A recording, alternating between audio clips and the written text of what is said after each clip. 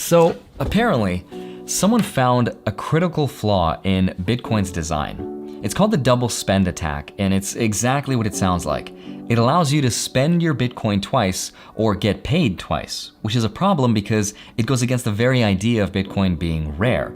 In fact, as soon as the news spread and people found out, the price of Bitcoin dropped like a rock. We even had the Treasury Secretary, Janet Yellen, come out and tell us that we needed to find a way to curtail or cripple cryptocurrency so as to limit their criminal activity. If you're an investor in Bitcoin, that sounds like Bitcoin is dead.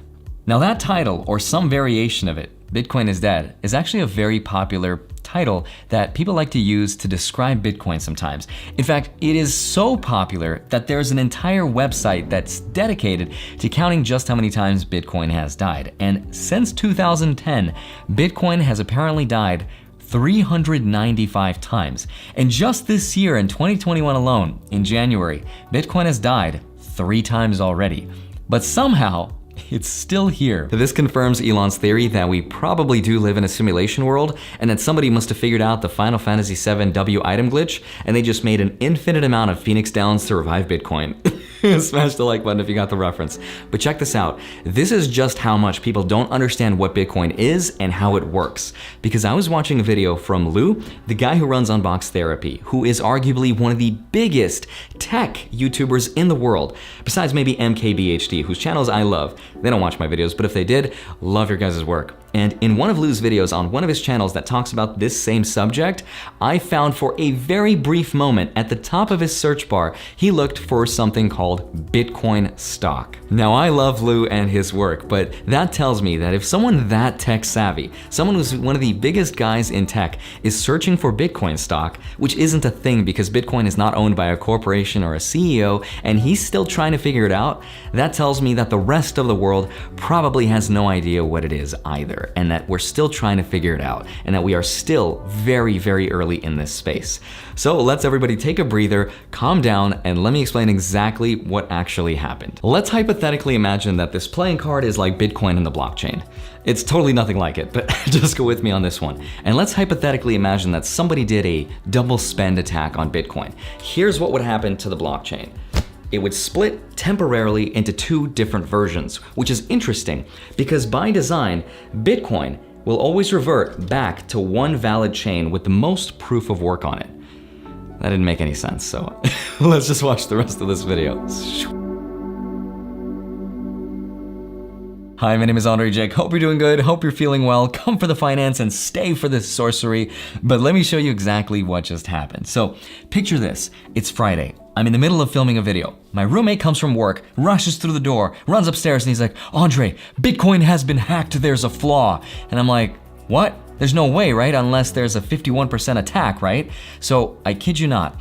I Google this, and within 3 seconds, without reading much, I log on to Gemini and I buy an entire Bitcoin at $30,000. So why did I do that? How did I know so fast? And what just happened? So first, let me introduce you to the delicious concept of FUD. FUD means fear, uncertainty, and doubt. And if you want to be a Bitcoin investor and you want to live in this cryptocurrency world, you have to understand that crypto is still very much the wild, wild west.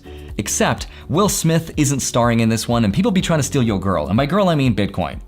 I'm just kidding, half kidding. But for the longest time, for 10, going on 11 years now, people that have been involved in FUD and spreading misinformation have made a generous profit off of the ad revenue, off of crashing the price of Bitcoin so that they can buy more for themselves. But at the end of the day, here's what you actually need to know. So let me preface this explanation with a visualization of what's going on the blockchain. And I know I've explained this part before, but I promise it's gonna really help you understand this next part because it gets very nuanced. So remember, anytime we use Bitcoin or we send it to each other or we use it to pay for something, doesn't matter. Our transactions get broadcast to the blockchain and our transactions get sent to a block, kind of like this Rubik's Cube right here. But because this Rubik's Cube is only 1 megabyte in size, it's of a certain limitation on a physical size, it can only hold so many transactions before we have to move to a different block. And this is where the miners come in because they see this juicy block and they're like, ooh, it's got some coins inside. And then they use their fancy computer power to then solve the Rubik's Cube and get their rewards, which is pretty cool. But here's the thing. These miners who use their computers are also part-time bus drivers, which I know is a weird part of the analogy, but bear with me. Here's where it gets a little bit more technical, and I'll continue with the analogy and then I'll tell you exactly what happened with the double spend. But in order for our transaction to get confirmed and get included in this block, we have to pay a small fee to use Bitcoin or get on the bus. Technically, we don't have to, but if we don't attach a fee, then we could be waiting for the transaction to be confirmed for a very long time. So again, picture yourself waiting at a bus stop for the bus to come, which arrives roughly every 10 minutes. And when it does, imagine that this bus driver is highly motivated by money, where people bribe the bus driver to then get on the bus. Basically picture New York City. Now this bus has an obligation to wait for roughly 10 minutes while people continue to bribe him to then get on the bus. Now picture this. Once the bus arrives, you look around and you notice there's a bunch of sketchy looking people, because generally that's how buses are here in Las Vegas. I don't know about you. But these people represent transactions, which includes anything from sending Bitcoin to each other or using it to pay for something. But at this point, you have several options. Option number one, the bus comes and you say to the bus driver, "I'm sorry, man, I don't really have any money to give you." So the bus driver's like, "It's cool, man. I'm gonna wait here for about 10 minutes, and if the bus is empty, I will take you on and then we'll go somewhere." And therefore your transaction gets included in the block and therefore gets confirmed. But the other thing that can happen is the bus arrives and it's full of people. So the bus driver's like, "Sorry dude, gotta go." And then he leaves without you. And then another bus comes and this process repeats itself over and over again.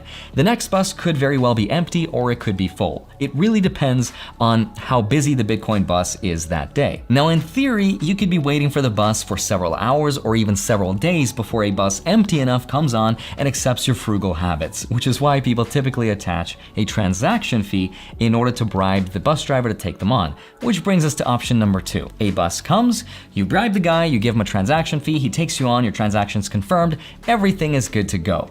That is an overly simplified analogy of how Bitcoin works. So now that you hopefully understand that part, if you don't, press the J button on your keyboard to go back 10 seconds. Here's what happened on January 18th. Someone sent a transaction to the blockchain, aka somebody is waiting for the bus. And once the bus arrives, he tries to bribe him. But the bus driver looks at him and he's like, "Nah, son." And so remember, he doesn't take him on, but he still has to wait there for around 10 minutes. And this is kind of where my analogy falls apart, because whenever you pay a transaction fee, it's not like you actually pay it, and if it gets rejected, you lose the money. It doesn't work like that. Instead, it works more like a contract that you broadcast to the network. And as soon as you broadcast it out there to the network, it will wait there to be accepted. And as soon as you broadcast it, you cannot cancel it. It will exist there until a bus driver does come who will take you on their bus. And the place where these transactions exist is called the Bitcoin mempool, or the Bitcoin memory pool. That is the technical word for it. And in the case of my analogy, this is basically where all the people wait to get on the bus. Now what this guy does is he makes another transaction exactly like the one before, except this time he attaches a higher transaction fee, so now he's paid twice. Except technically not really. All he's done is he's issued two separate contracts and now he waits to get picked up.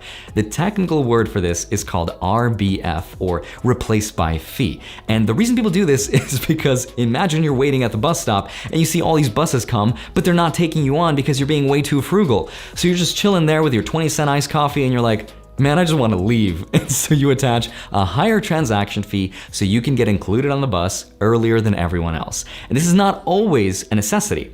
It's only a necessity when the Bitcoin network is clogged up, because there's a lot more people at the bus stop and they're waiting, right? And as we know, there's been a huge surge in popularity for Bitcoin. So now there's a lot more people at the bus stop, aka the mempool, which is again composed of unconfirmed transactions that are competing against each other. So here's what happens next. So again, to quickly recap, he bribed, he vibed, but mostly he denied. Remember, the first transaction that he sends has a very low transaction fee, so it really gets denied and he is stuck waiting at the bus stop in the mempool for over a day. It is now January 19th, one day later, and he decides to rebroadcast that same transaction with a slightly higher fee. So now there are two outstanding contracts that are waiting in the mempool, because remember, you cannot cancel them. They're going to exist there until somebody picks them up. Now his second transaction, his second bribe, if you will, gets denied yet again, and he he's stuck waiting at the bus stop. By the way, the thing on the side right here is for all of you technical nerds who want to know how much transaction fees he paid in terms of satoshis per byte, which by the way, a satoshi is the smallest denomination of Bitcoin. Like if Bitcoin was $1, then a satoshi would be a penny essentially. So far his second transaction is stuck in the mempool. An hour goes by and he gets sick of waiting, so he issues a third transaction with a transaction fee, and it's this second RBF, the second replaced by fee, that gets accepted. So the bus comes, he takes the guy, he drives him away, and the transaction is confirmed. And it's at this point that the internet goes nuts. Before our guy issued a second RBF, the blockchain network actually split into two separate coins. We had one Bitcoin over here and one Bitcoin over there. And this happens one or more times a month. And what's interesting is that these miners, which are, remember, the people who solve these Rubik's Cubes, which are also the bus drivers, now saw a fork in the road. And some of them had to go left and some of them had to go right. They had to decide which path was the true. But based on Bitcoin's design, there can only ever be one real path. And the way that gets decided is based on which coin is the heaviest or contains the most proof of work. Or in the case of my analogy, the one where most bus drivers pick. In this particular case, the contract that was ultimately accepted as the final one was his original broadcast transaction, which remember was the one with the cheapest transaction fee, which he had to wait. So how can that be then if his third transaction was the one that led him on the bus? Did he pay twice? So remember, Bitcoin is the matrix and I'm seriously running out of analogies, but even though the reality was split into two separate forks, and even though he paid in this alternate reality which led him on the bus, it was in the one that had the most proof of work, aka where most bus drivers went down, that became the final reality, the one that had the most proof of work. And to the outsider, it looked as though he paid in both universes. But since there can only ever be one real universe, aka the chain with the most proof of work on it, he only paid once. Ultimately, everything was resolved and the Infinity Stones were placed back in their original timelines and everything is fine.